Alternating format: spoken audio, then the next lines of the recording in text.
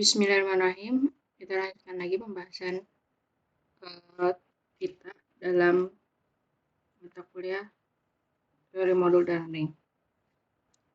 Hari ini yang akan kita bahas itu adalah tentang jumlah langsung. Mungkin aja sudah pernah dibahas di aljabar linear atau mungkin belum, tapi di sini saya akan coba bahas kembali jumlah langsung untuk di modul ini ya. Jadi di sini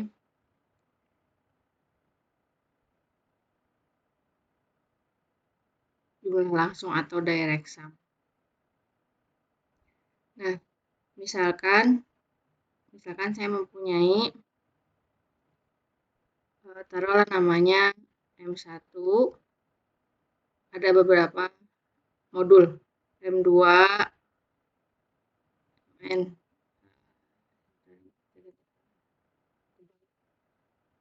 itu adalah semuanya merupakan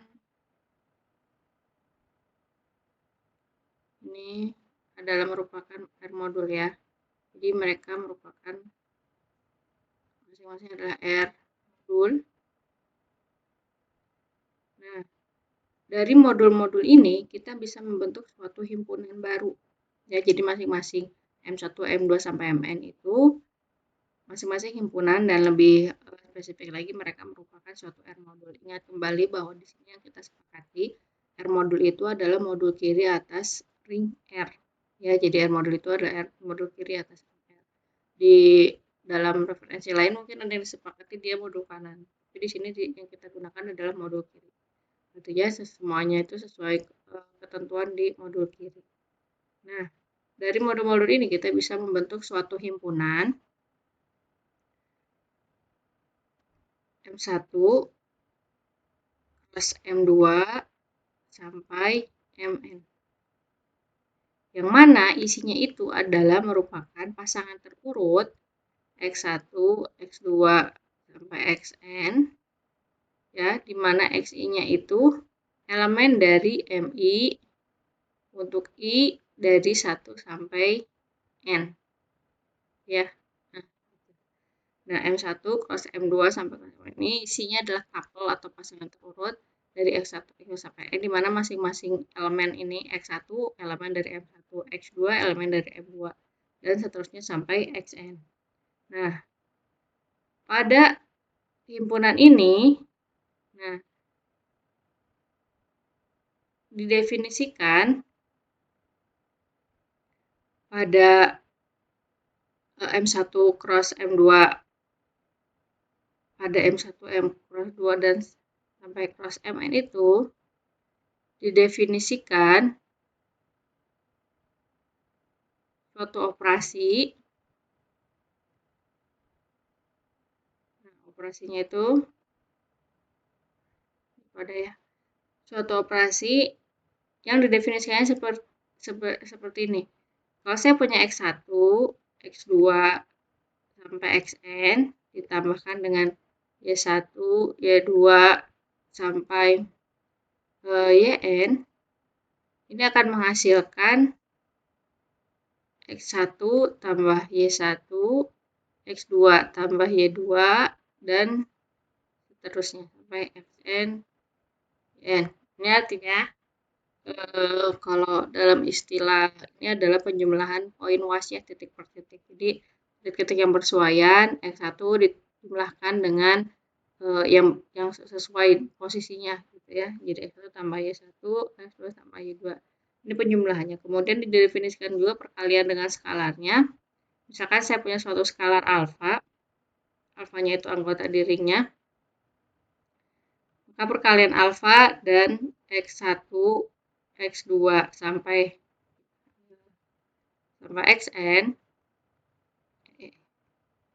Xn itu didefinisikan kalian titik per titik. Jadi artinya alfa X1, alfa X2, dan alfa Xn. Alfa Xn ya. Alfa X1, alfa X2 sampai alfa Xn. Ini dikasihkan dengan X1 sampai Xn dan Y1 sampai Yn itu adalah anggota dari M1 cross M2 sampai Mn. Kemudian alfanya di ring di real ringnya ya. Nah, dapat dibuktikan bahwa di sini saya nggak tulis, tapi ini jadi tugas ya. Jadi silakan tunjukkan bahwa M1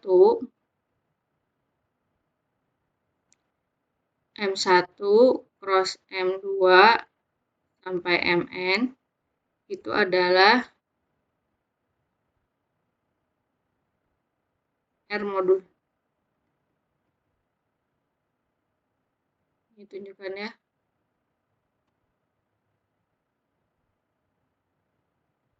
Oke.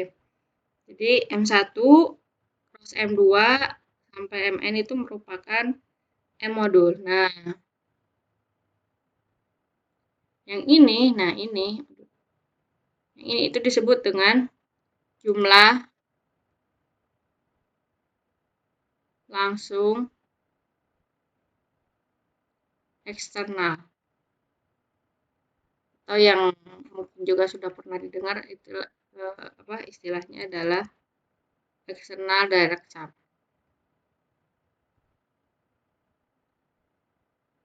Direct sum. Nah, eksternal direct sum dari masing-masing elemennya. Ya, jadi M1 cross M2 cross Mn, M1 cross M2 sampai cross Mn itu dia disebut dengan jumlah langsung eksternal atau external direct sum dari M1 M2 sampai Mn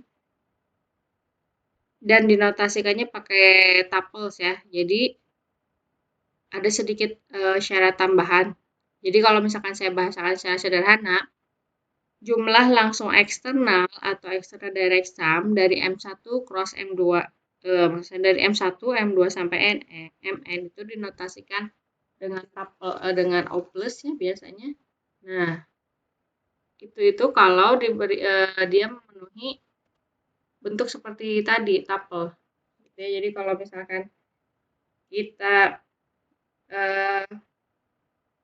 tuliskan kembali gitu ya, M1, M2 yang masing-masing modul sendiri-sendiri gitu ya, M1, M2 sampai Mn, ditulis, kita buat suatu himpunan baru ya, kita buat suatu himpunan baru yang merupakan istilahnya gabungan gitu ya, gabungan dari M1, M2 dan Mn, tapi dituliskannya dalam bentuk tuple bukan gabungan secara himpunan.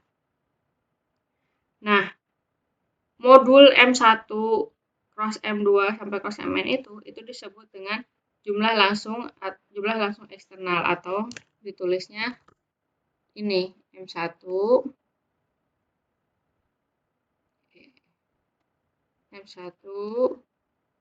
M2 sampai Mn ya. Jadi jumlah langsung, kalau saya menyebutkan jumlah langsung eksternal dari M1 M2 sampai Mn, maka notasinya adalah seperti ini ya. Jadi pada saat diketahui bahwa suatu dua buah atau lebih modul gitu kita tuliskan dalam bentuk tuple seperti ini, maka dia elemennya itu adalah bentuknya itu tuple ya, M1 cross M2 sampai cross Mn. Kemudian selanjutnya kalau diberikan modul M atas ring R, kemudian misalkan ada submodul S1 dan S2 gitu ya di M, jadi ada misalkan ada suatu modul atas ring M, kemudian ada dua submodul S1 dan S2, maka yang pasti berlaku itu jumlah biasanya itu akan merupakan elemen dari M juga. Nah, tapi belum tentu berlaku bahwa dia akan sama persis dengan M. Gitu ya. Jadi kalau misalkan saya punya dua subset dari satu modul, kemudian saya jumlahkan, nah yang pasti terjadi itu adalah hasil penjumlahannya juga merupakan subset dari modul tersebut. Tapi belum tentu berlaku itu adalah dia akan sama persis dengan himpunannya. Nah, kita ingat juga bahwa 0 itu, himpunan yang isinya hanya 0, itu merupakan subset dari modul, gitu ya. Jadi otomatis dia akan subset dari elemen-elemen atau submodul yang kita bentuk, gitu ya, dari suatu modul. Si 0 itu pasti akan selalu ada. Nah, tapi belum tentu juga bahwa kalau kita punya kondisi tertentu dia akan menghasilkan sama persis isinya hanya 0. Nah, ada satu hal yang menarik itu kalau misalkan kita punya penjumlahan dari dua buah submodul. Nah, kalau kita punya penjumlahan dua submodul dan ternyata dia isinya sama persis dengan si modulnya, kemudian irisan dari kedua submodul itu ternyata hanya 0, ya, jadi irisannya hanya 0. Nah, maka ada satu hal yang sifat yang cukup terkenal atau familiar digunakan, gitu ya. Jadi nih di sini misalkan saya punya R modul, gitu ya. Misalkan, saya tulis rinci lagi, misalkan M itu adalah R modul. Kemudian saya punya S1, S2 submodul dari M. Atau supaya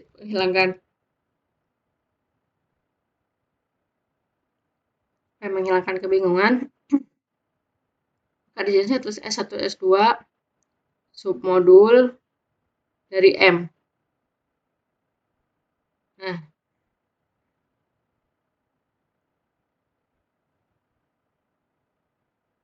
di sini kita bisa saya tuliskan kembali notes yang tadi ya. Secara umum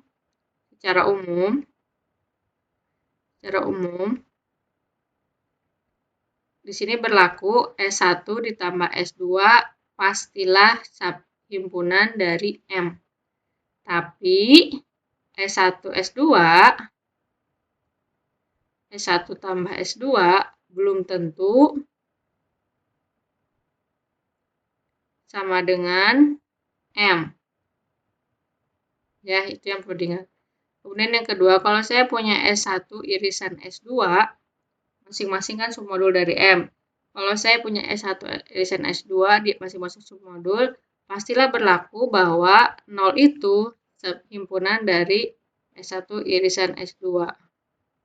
Tapi yang belum tentu berlaku itu adalah bahwa S1 irisan S2 itu isinya hanya 0. Ya, jadi irisannya itu hanya 0 itu belum tentu. Ya, bisa jadi ada elemen lain yang termuat dalam S1 irisan S2. Nah, seandainya hal-hal yang tadi belum tentu itu kita gabungkan terjadi dalam suatu submodul, maka dia akan memberikan suatu sifat yang menarik. Di sini saya punya satu teorema atau suatu sifat, nah gitu ya. Nah, misalkan saya punya M, dia merupakan suatu R modul, ya, atau modul atas ring R. Kemudian, jika S1 dan S2-nya itu merupakan submodul dari M, masing-masing merupakan submodul dari M, sehingga saya punya kondisi bahwa si M-nya itu sama dengan S1 ditambah S2, dan yang kedua irisan dari S1 dan irisan antara S1 dan S2 itu betul-betul hanya 0. Nah, misalkan saya punya M, gitu ya, M-nya itu R modul, kemudian saya punya S1, S2 masing-masing submodul dari M, sehingga sifat ini berlaku, ya, sifat ini. Nah, maka yang terjadi adalah dia M-nya disebut dengan isomorfik dengan S1 jumlah langsung S2 ya. Jadi M-nya itu akan isomorfik dengan eksternal direct sum dari S1 dan S2 ya. Nah, pada saat kondisi ini terpenuhi gitu ya, pada saat kondisi ini terpenuhi, nah si M modul ini, si R modul ini itu disebut dengan jumlah langsung internal ya, jumlah langsung internal atau internal direct sum. Jadi internal direct sum itu dia kalau memenuhi kedua hal ini ya, jadi internal. Artinya dalam teorema ini eksternal dan internal direct sum itu adalah sesuatu hal yang isomorfik ya. Jadi ingat, apabila kondisi ini terpenuhi dia disebut dengan internal direct sum atau jumlah langsung internal. Nah, itu adalah terkait dengan eksternal dan internal direct sum. Selanjutnya yang akan kita bahas adalah tentang kalau tadi kan internal dan eksternal direct sum, kalau sekarang adalah jumlahan langsung atau penjumlahan langsung. Ya, bedanya apa sih? Nah, kita lihat ya. Kita masuk ke, saya lupa urutannya, jadi ini saya telah definisi. Saya tulis definisi saja. Jadi sini ini satu lah. Kita mulai dari satu, ini definisi dua. Jadi harusnya secara kayak tadi yang di awal-awal yang eksternal direct sum tulis secara eksplisit definisinya, hanya sekedar catatan. Jadi saya lanjutkan saja gitu ya. Nah, ada yang disebut dengan jumlahan langsung atau ada yang bilang juga penjumlahan langsung gitu. Atau bahasa Inggrisnya disebut dengan direct summon. Suatu submodul, taruhlah namanya S biar sama gitu ya, di R modul M, ya jadi S itu adalah submodul dari M, itu disebut jumlahan langsung, penjumlahan langsung, atau direct summon,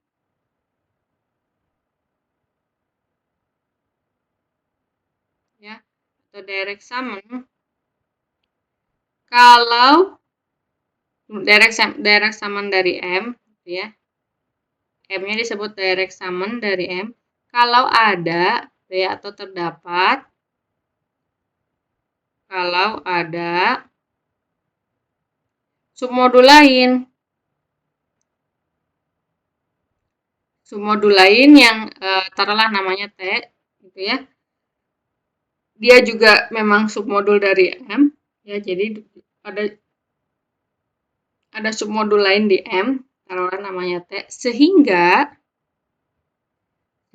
M-nya itu dia akan isomorfik dengan S O plus T ya. Nah, submodul T itu dinamakan dengan komplement. Submodul T dinamakan komplement S komplement dari S di modul M gitu ya. Jadi kalau misalkan saya punya suatu modul gitu ya, kemudian ditanya komplemennya itu apa? Komplemennya itu terjadi pada saat saya memiliki kondisi ini gitu ya. Ini tentang direct summon. Jadi saya ulangi lagi, suatu submodul S di R modul M gitu ya, disebut penjumlahan langsung atau direct summon dari M. Jadi S-nya direct summon dari M. Kalau ada submodul lain di M, saya taruh namanya T, sehingga M-nya itu akan isomorfik dengan penjumlahan langsung gitu ya dari S dan T gitu ya. Nah, si T ini disebut dengan komplement dari submodul M gitu. Nah, selanjutnya di sini ada beberapa hal juga, beberapa definisi yang perlu saya perkenalkan terkait dengan modul ini. Kalau misalkan di grup gitu ya atau di ring sudah dikenal juga ada yang namanya modul quotient, grup quotient gitu ya, ring quotient. Nah, di sini juga dikenal dengan istilah itu. Di sini disebut dengan modul faktor. Ya, modul faktor atau modul quotient. Kita sepakati saja kita buat istilahnya modul faktor. Sebenarnya modul quotient juga bisa, cuma hanya untuk apa namanya? Konsistensi gitu kita pakai satu istilah saja. Nah, kita masuk ke modul faktor. Nah, misalkan saya punya suatu modul, misalkan saya punya M, dia suatu R modul,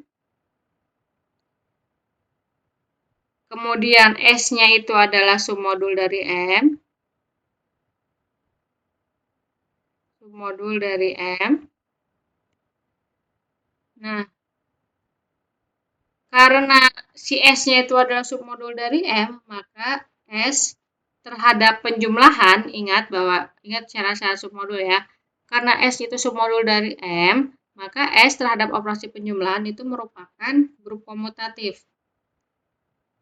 Atau lebih spesifiknya subgrup komutatif dari M, dari grup M. Ya.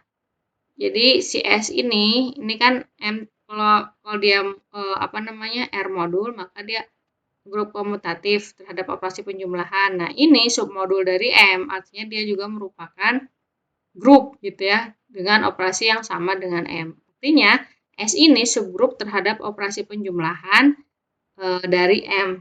S ini subgrup dari M.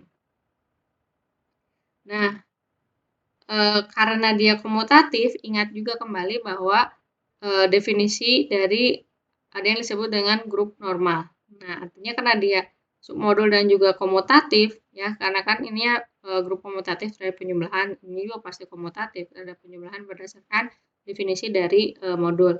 Nah, makanya si S ini disebut dengan subgrup normal dari M.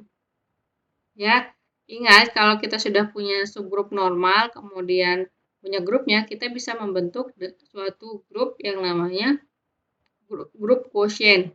Gitu ya, jadi grup mungkin lebih kalau saya tuliskan sedikit bahwa kalau misalnya saya punya G, gitu ya, kemudian saya punya H subgrup normal dari G, maka saya bisa membentuk grup quotient GH. Gitu. Nah, di sini juga berlaku serupa gitu ya dengan yang ada di grup gitu. Jadi kalau misalkan saya tuliskan secara rinci gitu, misalkan MS modul, kemudian karena S-nya itu adalah submodul dari M,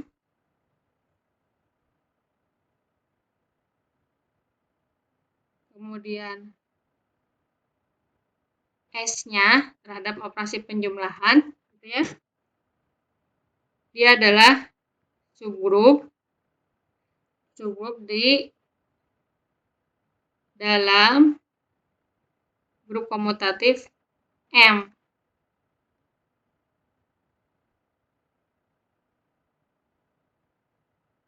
Nah, artinya kalau dia satu dalam grup komutatif M, maka artinya S itu merupakan subgrup normal di M. Ya, dia merupakan subgrup normal di M. Nah, ingat bahwa pada teori grup, nah, berdasarkan teori grup,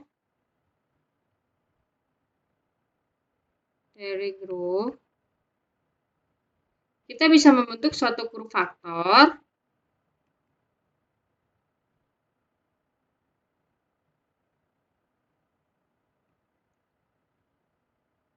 karena tadi namanya M dan S, kita terhadap operasi penjumlahan yang juga merupakan grup komutatif.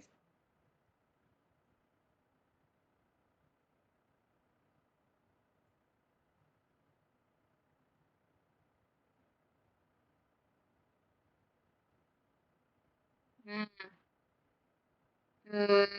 di sini ingat kembali bahwa apa yang didefinisikan sebagai MS itu kan kita nggak bilangnya M per S ya, di grup juga tidak bilang G per H tapi GH saja, atau ada yang ya kita sepakatinya seperti itu, tidak disebut sebagai suatu pembagian.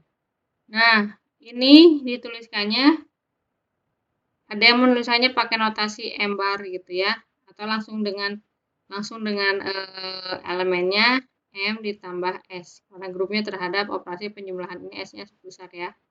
Saya tebalkan takutnya tertukar dengan S kecil, ini juga besar. Nah, di mana M-nya itu merupakan elemen dari modul M ya. Nah, ingat juga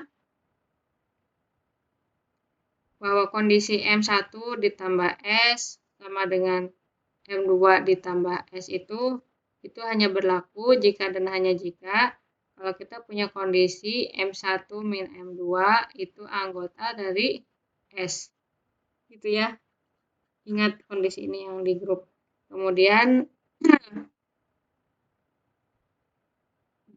ditambahkan pula bahwa M1 ditambah M2 M1 ditambah S M1 ditambah S ditambah dengan M2 ditambah S. Nah, ini yang dijumlahkan hanya yang kecil-kecilnya saja. Ini jadi M1 tambah M2 S.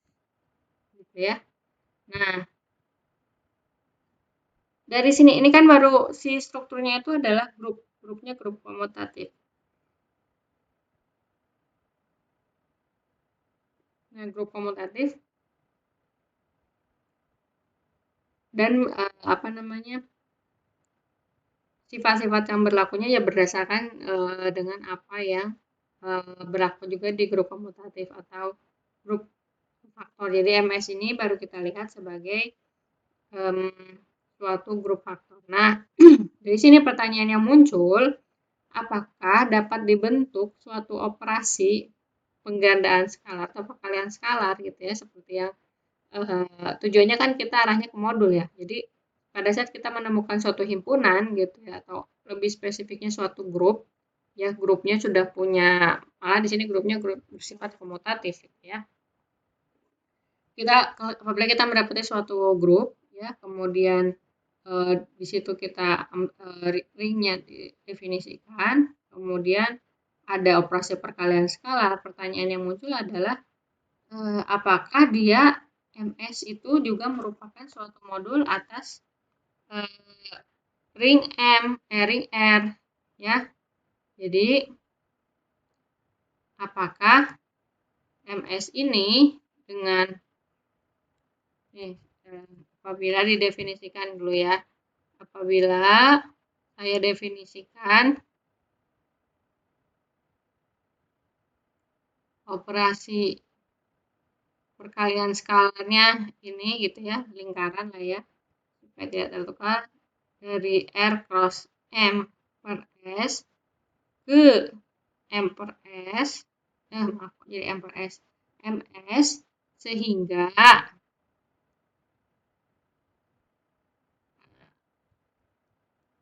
definisinya nanti saya tuliskan detail. Apabila didefinisikan operasi perkalian lingkaran lah gitu ya, atau O, apabila didefinisikan operasi perkalian O dari R cross MS ke MS lagi, apakah dia akan membentuk suatu modul di mana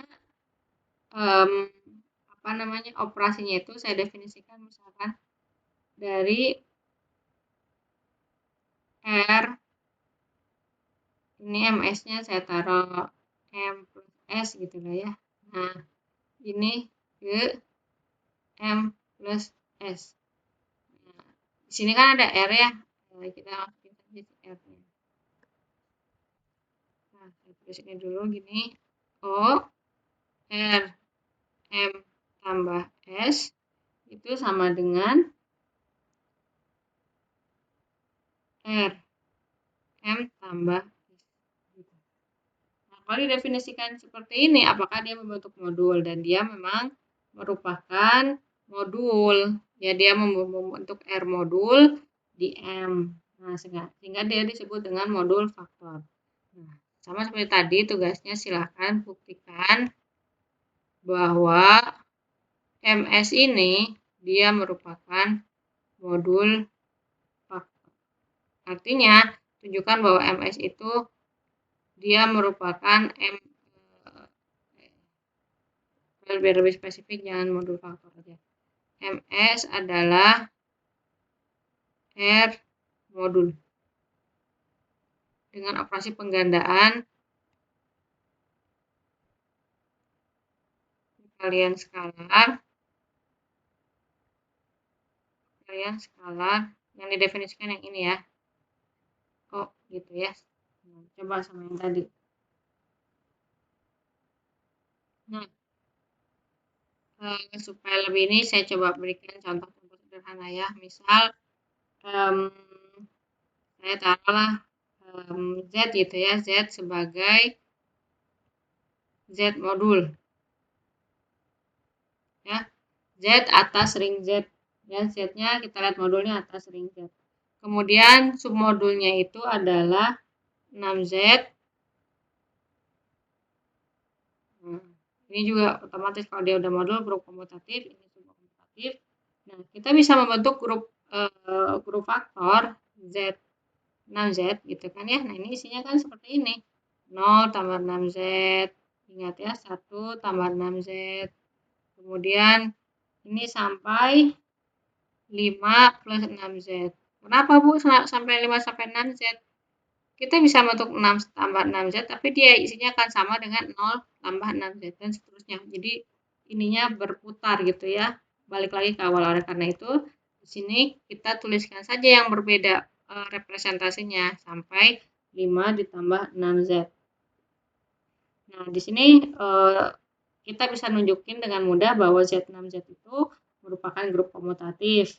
Nah, itu juga bisa ditunjukkan juga bahwa dia merupakan modul atas perkalian skalar yang didefinisikan seperti tadi ya. Jadi kalau misalkan saya definisikannya R A tambah 6Z gitu ya, di mana A-nya itu adalah elemen M, A-nya elemen modulnya, elemen Z, kemudian 6Z itu submodulnya. Ini definisikannya jadi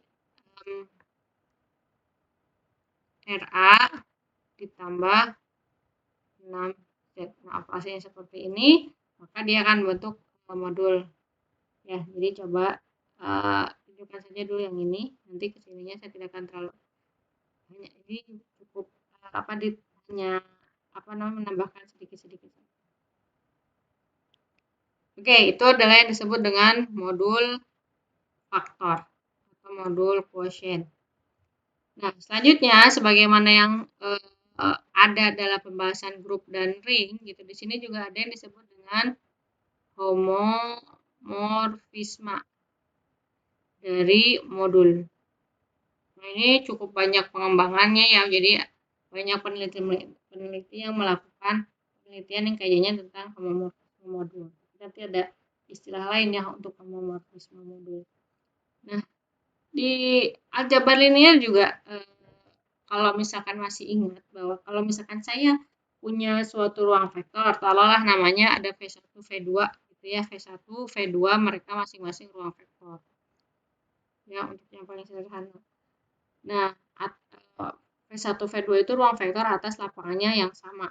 Jadi kalau V1 atas real, dia V2 juga atas real dan seterusnya. Nah, kita bisa membentuk suatu fungsi dari V1 ke V2, V1 V2 yang disebut dengan transformasi linier.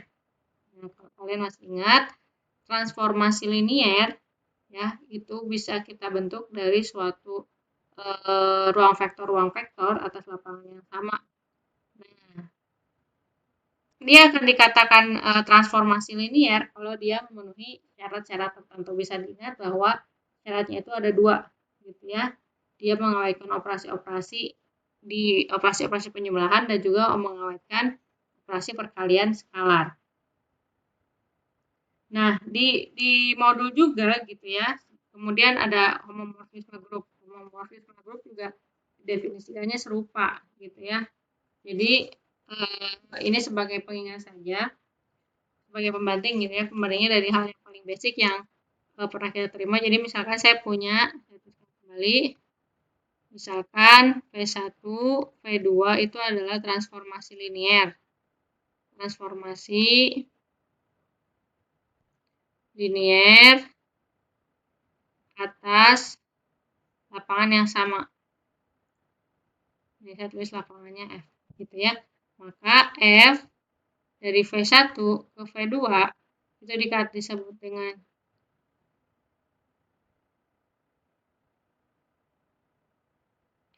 transformasi linier ruang vektor ya. Maaf, ini ruang vektor. Ruang vektor. Nah, si F-nya disebut transformasi linier. Linier kalau dia memenuhi yang pertama Fu ditambah V sama dengan Fu ditambah Fv untuk setiap UV di V1. Kemudian yang kedua, F alpha V sama dengan alpha dikali Fv untuk setiap U anggota V1 dan alpha di lapangannya. Ya. Nah, kedua sifat ini itu disebut dengan yang namanya mengawetkan operasi. Jadi mengawetkan operasi itu adalah pada saat operasi tersebut berlaku di domain, maka operasi yang sama juga akan berlaku di kodomain. Artinya bukan operasi yang sama.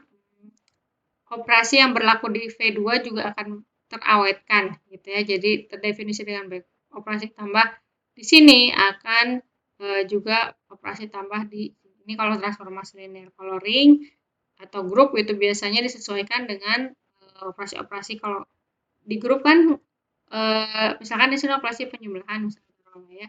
Ternyata di sini yang berlaku operasinya perkalian. Nah, ininya harus menyesuaikan Fu tambah Fv sama dengan Fu dikali Fv gitu. Itu disebut mengawetkan operasi itu bukan sama-sama harus tetap sama ininya gitu, tapi kondisinya disesuaikan dengan yang berlaku di domain dan kodomainnya. Nah, modul atas ring ini juga merupakan perluasan dari ruang vektor atas lapangan. Gitu ya. Kan dari sini kalau misalkan kita punya sesuatu yang merupakan perluasan dari suatu hal gitu ya. Itu secara otomatis yang akan muncul adalah apakah yang berlaku di itu di hal tersebut gitu akan bisa diangkat juga untuk di modul. Nah, di sini ya, di sini ternyata bisa berlaku. Di sini saya tulisnya definisi dulu ya, definisi berapa tadi? 3 ya. Nah, ini definisi formalnya dari homomorfisme modul. Misalkan taruhlah M1 dan M2 itu adalah R modul. Kemudian definisikan pemetaannya F lah ya, dari M1 ke M2. Nah, pemetaan F itu disebut dengan homomorfisme modul atau disebut juga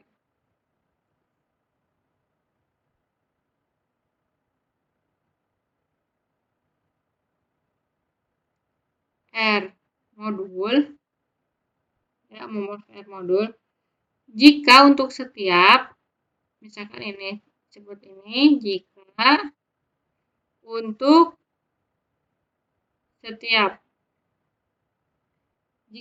setiap elemen-elemen di M1, saya taruh, ya mungkin agak rancu namanya, tapi nggak apa-apa lah ya. Saya tulis M1, M2 anggota M1 besar, ya, M1 besar, dan ada skalarnya di ring, dia memenuhi kondisinya mirip. Memenuhi yang pertama itu adalah F M1 ditambah M2. Ini saya tahu ini adalah operasi yang berlaku di M1. Ini ada angka satunya. Itu harus sama dengan F M1 ditambah F M2, di mana operasi penjumlahan ini yang berlaku di M2. Gitu ya, di sini saya kasih indeks. Kemudian dengan operasi perkalian skalar yang biasa yang kemarin sudah kita pakai, R O M1 gitu ya, itu akan sama dengan R O, ini taruhlah 1 gitu ya. Kemudian yang ini 2 dari F M1 gitu ya. Jadi untuk setiap M1 M2 di M dan untuk setiap R di R di R-nya itu memenuhi hal tersebut. Nah, maka dia disebut dengan homomorfisme R modul.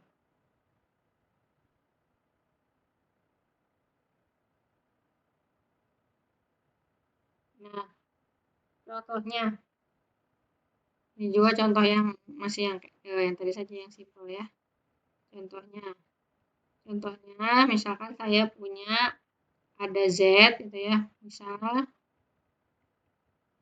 ada Z, kemudian ZX lah, ZX ya, polinom. Ini merupakan, keduanya merupakan Z modul, jadi modul atas ring Z ya.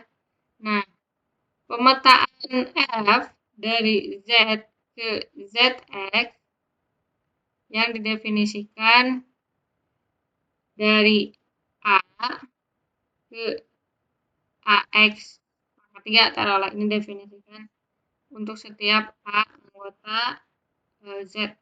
Jadi misalkan pemetaannya didefinisikan seperti itu. Nah, periksa, atau jangan periksa, buktikan aja. Buktikan bahwa F tersebut merupakan homomorfisme modul.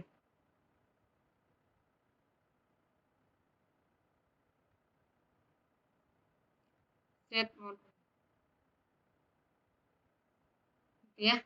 Nah, artinya harus ditunjukkan. Kita ambil dulu ya. Ambil tadi namanya A ya. Ambil A, B, anggota Z, sembarang. Gitu ya. Yang pertama, dan langsung aja sekalian R, anggota Z, ringnya ya. Nah, yang pertama akan ditunjukkan bahwa F A ditambah B sama dengan F A ditambah FB. Nah, secara umum kalau misalkan kita tidak menuliskan operasi, ini kan sebenarnya pas kebetulan operasinya sama ya tambahnya. Jadi kita tidak perlu menuliskan indeksnya. Ini misalnya ini operasi di Z, ini operasi di ZX gitu ya. Tapi mau menuliskan pun sebenarnya tidak apa-apa, hanya saja kan jadinya agak penuh ya, di sini tulis Z, ini ZX. Jadi karena mereka penjumlahnya masih sama-sama, jadi saya tuliskan tambahnya saja gitu ya. Nah, di sini FA ditambah B, tadi kan kita punya bahwa dia dipetakannya ke AX. Nah, artinya di sini saya punya A tambah B X pangkat 3 sama dengan AX pangkat 3 tambah BX pangkat 3, atau ini sama dengan FA ditambah FB. Artinya sifat yang pertama terpenuhi. Nah, yang kedua akan ditunjukkan bahwa F dari RA sama dengan R dikali F. Ini juga si operasi perkalian sekarangnya nggak saya tulis O ya untuk simplifikasi. F RA sama dengan RA dikalikan X pangkat 3. Ini berdasarkan definisi pemetaan. Atau di sini saya bisa tulis R X pangkat 3. Nah, ini itu adalah tidak lain dari F ya. Jadi dia terbukti bahwa si Z-nya itu, si F-nya itu adalah homomorfisme Z modul.